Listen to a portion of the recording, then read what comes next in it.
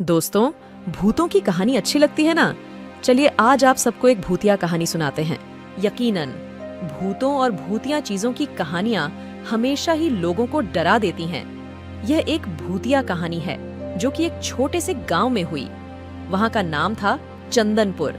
वहां की गलियों में अनेक भूतिया कहानियां सुनी जाती थीं। लेकिन क्या यह कहानी भी उसी तरह से डरावनी थी जैसा कि लोगों का कहना था? चलिए हम जानते हैं कि चंदनपुर में क्या हुआ था। चंदनपुर गांव में एक पुराना हवेली था जिसे वैद्य हवेली कहा जाता था। वहां के लोग डरपोक और उस हवेली से डरते थे। उनके हिसाब से वहां कुछ अजीब चीजें होती थीं। किसी को कोई बड़ी आहट सुनाई देती थी तो किसी को कहीं खिड़की बंद होने की आवाज सुनाई देती थी। एक रात गांव के एक युवक का नाम था रवि। वह वैद्य हवेली के पास से जा रहा था। वह रात के अंधेरे में अकेला था और उसने वैद्य हवेली के पास से जाने का रास्ता चुना। धीरे धीरे वह आगे बढ़ रहा था और तभी उसने कुछ अजीब सुना। थू थू थू थू थू थू। रवि ने रोक कर देखा लेकिन वहां कुछ भी नहीं था। फिर से वह आवाज सुनाई दी, थू थू थू थू थू थू। रवि का दिल धड़कने लगा। उसने विचार किया कि क्या यह वो भूतिया आवाज है जो लोगों ने कही थी। वह डर कर पीछे मुड़ने लगा, लेकिन फिर सोचा कि वह एक योद्धा है और डरना उसके बस की बात नहीं। वह फिर से रास्ते पर आगे बढ़ा। वहां पहुंचकर रवि ने देखा कि वहां एक बूंदेल खुली हुई थी।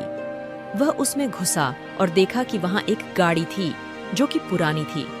उसने ध्यान से देखा और उसमें एक वृत्ताकार प्रकार की चीज देखी। वह उसे लेने की कोशिश करता है लेकिन चीज वहां से नहीं हटती। तभी उसने एक और आवाज सुनी, कौन है वहां आ? रवि ने घबरा कर देखा लेकिन कुछ नहीं था। उसने फिर से चीज को लेने की कोशिश की लेकिन फिर भी वह वहां से हटती नहीं। उसने सोचा कि शायद वह वृत्ताकार चीज को छूना चाहिए। वह धीरे धीरे उसकी ओर बढ़ा और फिर उसने चीज को छूने की कोशिश की।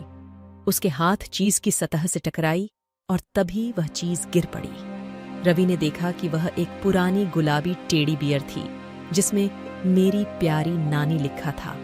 रवि ने हंसी से कहा, ये तो सिर्फ एक बच्चे की खिलौना है।